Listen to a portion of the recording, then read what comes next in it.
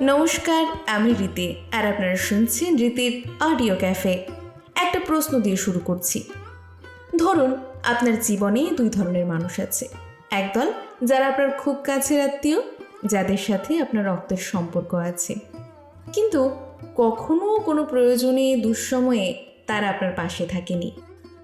এবার আসি উল্টো দিকের মানুষগুলোর কাছে, যার সাথে আপনার কোনো রক্তের সম্পর্ক নেই, কিন্তু সময়ের সঙ্গে সঙ্গে তারা হয়ে উঠেছে আপনার জীবনের অবিচ্ছেদ্য অংশ। আপনার ভালো মন্দের খোঁজ রাখে, কঠিন সময়ে পাশে থাকে। নিঃশব্দে কখন তারা আপন হয়ে গেছে হয়তো আপনি নিজেও জানেন না। এবার যদি আপনাকে প্রশ্ন করি, আপনার জীবনে কার গুরুত্ব বেশি, সেই রক্তের সম্পর্কের মানুষগুলো নাকি সেই হৃদয়ের টানে গড়ে ওঠা আপনজন? ভাবছেন তো? চলুন এবার গল্পে ফিরি। আজকের নিবেদন আমার প্রিয় লেখিকা শ্রীমতী পার্বতী মোদকের লেখা মামা ভাত। ছেলেটাকে স্নান করিয়ে খাইয়ে সবে মাত্র ঘুম পাড়িয়েছি। এমন সময় রাস্তা থেকে শোনা গেল রতনের ব্যস্ত গলা। চেঁচিয়ে মায়ের উদ্দেশ্যে বলছে, ও বড় মা, আজকে সবজি কিছু দেব? তাহলে ব্যাগটা নামিয়ে দাও বারান্দা থেকে। ঝিঙে আছে, তাজা পটল আছে, আর তুমি সেদিন ওই কাঁঠালের বীজের খোঁজ করছিলে না, আজ এনেছি। লাগবে কিছু? তাড়াতাড়ি বলো। বাথরুম থেকে মা আমাকে বলল, দেখেছিস রিনি, রতনের আসার সময় হয় ঠিক যখন আমি ব্যস্ত থাকি। তোর কি হাত খালি আছে রে?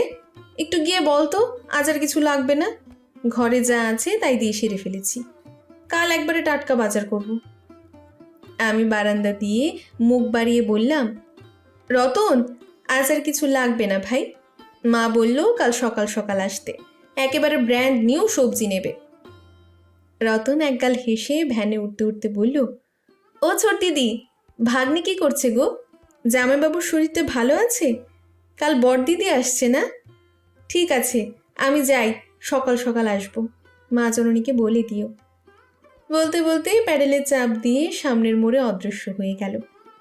এই এক রতনের স্বভাব, প্রশ্ন জিজ্ঞাসা করবে কিন্তু উত্তর শোনার তার সময় নেই। ও চলে গেলেও ওর ওই ও ছোট দিদি কথাটা আমার কানেই লেগে রইল। আর হঠাৎ বিদ্যুৎ চমকের মতো একটা ভাবনা আমার মাথায় খেলে গেল। অনেক টেনশনের পর একটু যেন স্বস্তির নিঃশ্বাস ফেললাম।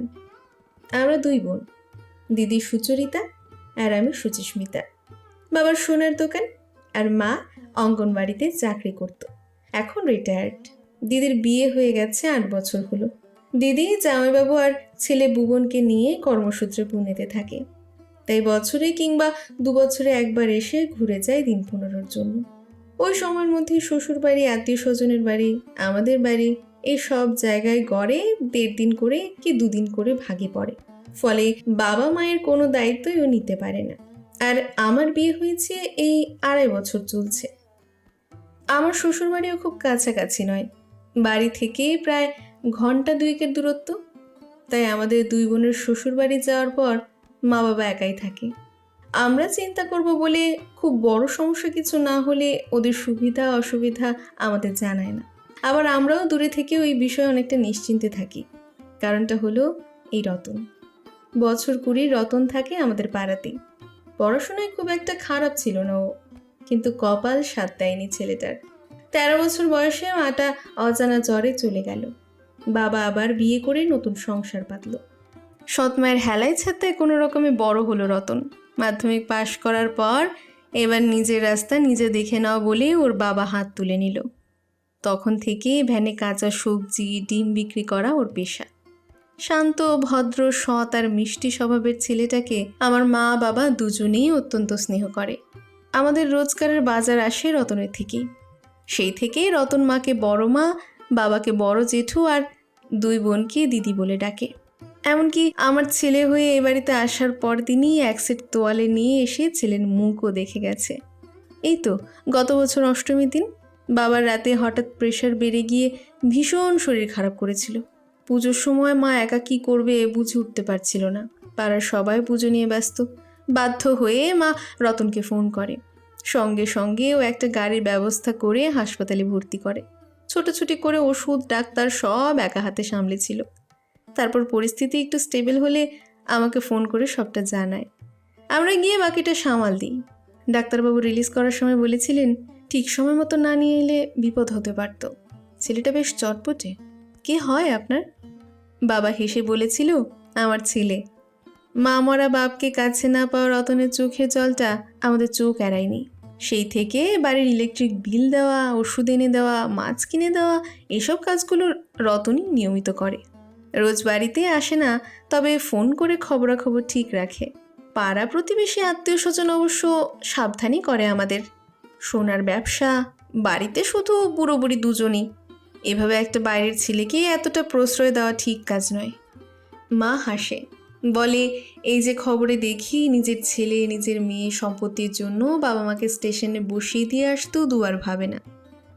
কাউকে কাউকে তো হাসপাতালে দিয়ে এসে আর নিয়ে যায় না। পেটের সন্তান যদি এরকম করে তাহলে আর কাকে বিশ্বাস করব? তার চেয়ে বাইরের ছেলেটাকে বিশ্বাস করে দেখি না কি হয়। বয়স তো কম হলো না, সবসময় যে বিশ্বাস করলে ঠকতে হবে এমনটাও কিন্তু নয়। আমি দিদিকে ফোনে আমার মতামত বললাম। দিদি সব শুনে বলল, কিন্তু তোর শাশুড়ি কি রাজি হবে? আর আমার ভগ্নিপতি, সেই বা কি মনে করবে? আমি বললাম, সে যা মনে করে করবে, কিন্তু আমি যেটা ভাবছি সেটাই হবে। দিদি বলল, ঠিক আছে, আমি তো কাল পৌঁছে যাচ্ছি, সন্ধ্যায় ও বাড়ির সবাইকে ডাক, তখনই আলোচনা হবে একটা। আসলে আমার ছেলের বয়স 6 মাস। নিয়ম অনুযায়ী এবার ওর মামা ভাত খাওয়ানোর কথা। এ বাড়িতে মামা ভাত খাইয়ে তারপর ও বাড়িতে গিয়ে অন্নপ্রাশন অনুষ্ঠান হবে। কিন্তু সেদিন আমার শাশুড়ি মা নাতিকে বাড়িতে দেখতে এসে আমার মায়ের সামনেই বলে বসলেন, আমার নাতনিটার কপালটাই এমন খারাপ, একটা মামাও নেই যে ওকে মামা ভাত খাওয়াবে। বৌমা বলেছিল, মামা নেই তো কি হয়েছে, মাসি আছে, মাসি খাওয়াবে। তাই এখন বাপু ওসব চল হয়েছে, আমাদের সময় তার ওসব ছিল না। তারপর আমার দিকে ফিরে বললেন, তোমার কোনো তুতোপুতো ভাই নেই? যে কোনো একজন সম্পর্কে মামা হলেই হবে। আমার নাতির তো একটা কল্যাণ অকল্যাণ বলে ব্যাপার আছে নাকি? আমার নাতি কিন্তু মামার হাতেই ভাত খাবে, এই আমি স্পষ্টাস্পষ্টি কথা বলে রাখলাম। তারপর থেকেই আমি টেনশনে পড়ে গেছি। আমরা দুবোন বলে মাকে এভাবে কথা শুনতে হলো। এখনো পর্যন্ত সমাজে কেন মেয়েদের এত খাটো করা হয়? হঠাৎ আজ রতনের থেকে প্রাণ ভরে ছোট দিদি ডাকটা শোনার পর আমার মনে যেন আর কোনো দ্বিধা রইল না। শান্ত মেজাজে নিশ্চিন্ত হয়ে রাতে ঘুমুলুম। পরের দিন সকাল সকাল দিদিরা এসে পড়ল। রতনও সকালে সবজি দিতে এলে ওকে বিকেলে একবার বাড়িতে আসতে বললাম। আমার শ্বশুরবাড়ি থেকে আমার দেওর, হাজব্যান্ড, শাশুড়ি মা আর পুরোহিত মশাই এলেন। এদিকে রতন সহ আমরাও সবাই আছি। আমার শাশুড়ি মা জিজ্ঞেস করলেন, তাহলে মামা ভাত খাওয়ানোর ব্যাপারটা কি হবে ঠাকুরমশাই? আমাদের পারিবারিক পুরোহিত মশাই বললেন, যদি একান্তই মামা না থাকে তাহলে আর কি করণীয়? সেক্ষেত্রে জাতকের দাদু অর্থাৎ বৌমার বাবাই প্রথম ভাত খাওয়াবেন। সবাই বলল, হ্যাঁ, এটা খুব ভালো প্রস্তাব। আমি উঠে দাঁড়ালাম, রতনকে হাত ধরে এনে বললাম, আমার ছেলে মামার হাতেই প্রথম ভাত খাবে। আমার দেওর মুখ বাঁকিয়ে বলল, মানেটা কি বৌদি? যা খুশি তাই পেয়েছো নাকি? একটা বাইরের ছেলে, কোনো ব্লাড রিলেশনশিপ নেই, তার হাতে আমাদের বাড়ির ছেলে মামা ভাত খাবে? আমি বললাম, হ্যাঁ খাবে। তখন আমার শাশুড়ি মা বললেন, যদি তাই হয় তাহলে এই অনুষ্ঠানে আমি থাকবো না। রতন ব্যস্ত হয়ে বলল, কি করছো তুমি দিদি? আমাকে এভাবে অপমান করো না দাদা, প্লিজ তুমি দিদিকে বোঝাও একটু, এটা হয় না। হঠাৎ আমার হাজব্যান্ড বলল, হয় হয়, খুব হয়। মা, রক্তের সম্পর্ক যে একেবারে নেই তা তুমি কি করে জানলে? ওর কথায় ঘরের সবাই অবাক হয়ে গেল। সারা ঘরে পিন ড্রপ সাইলেন্স। আমার শাশুড়ি মা বলল, তোর কি মাথাটা খারাপ হয়ে গেছে? বইয়ের সাপোর্ট কিভাবে করবি আর তা কি ঠিক করে পাচ্ছিস না? ও বলল, আমাদের বিয়ে ঠিক হওয়ার পর বাড়িতে না জানিয়ে আমি ওকে নিয়ে একদিন বিকেলে বেড়াতে গিয়েছিলাম ওর কলেজ থেকেই। আমার তখন নতুন বাইক, নতুন হাত, ফলে মাঝারি একটা অ্যাক্সিডেন্ট হয়েছিল। সে সময় আমরা ভয়ে বাড়িতে কাউকে কিছু জানাতে পারিনি, কিন্তু রতনের সাহায্য চেয়েছিলাম। গ্রুপ ম্যাচ করায় সেদিন রিনিকে বেশ কিছুটা ব্লাড রতন দিয়েছিল। বাড়িতে অ্যাক্সিডেন্টের কথাটা জানালেও তোমাদের টেনশনের কথা ভেবেই আমরা ব্লাড দেওয়ার কথাটা চেপে গিয়েছিলাম। তাই রক্তের সম্পর্ক যে একেবারেই নেই এমনটা বললে কিন্তু বড্ড ভুল হবে। রতন মাথা নিচু করে নিল। দিদি বলল, মাসিমা, রক্তের সম্পর্ক মানেই যে সে সম্পর্ক খুব গভীর হয়, খুব ভরসা হয় তা কিন্তু নয়। নাম ঠিকানাহীন কত সম্পর্ক আমাদের জীবন বাঁচিয়ে দেয়। রাস্তায় দেখা হওয়া কত মানুষ কিভাবে আমাদের আপনজন হয়ে যায়।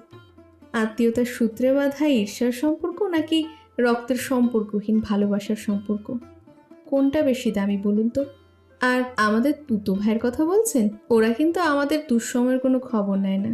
রিনির এই বাচ্চাটা হওয়ার পরেও তারা কিন্তু একবারও দেখতে আসেনি। রতন কিন্তু নিয়মিত খবর নেয়।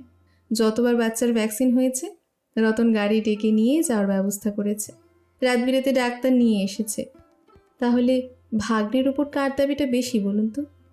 শাশুড়ি মা কিছুক্ষণ চুপ করে থাকলেন, কিছুটা ভাবলেন, তারপর উঠে রতনের হাত ধরে বললেন, আমি আগেকার মানুষ বাবা, বিভিন্ন নিয়ম সংস্কার মেনে এসেছি তো, তাই মঙ্গল অমঙ্গলের বড় চিন্তা করে ফেলি। কিছু মনে করো না, আমার নাতির প্রথম ভাত তোমার হাতেই হবে। আশীর্বাদ করি যেন সততা, মানবিকতা, মনুষ্যতে তোমার মতোই হতে পারে, কর্তব্য ভালোবাসায় বড় মনের অধিকারী হতে পারে। আর এবছর নিয়ম করে ভাই ফোটায় আমাদের বাড়ি যেও রিনির হাতে ফোঁটা নিতে। রতন হেসে বলল, আশীর্বাদ করুন মা জননী, যেন মান হুঁশে আপনার মতো মানুষ হতে পারি।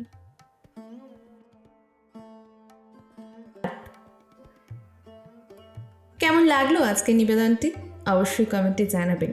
আর হ্যাঁ, গল্পের শুরুতে যে প্রশ্নটা করেছিলাম সেই প্রশ্নের কি উত্তর খুঁজে পেলেন?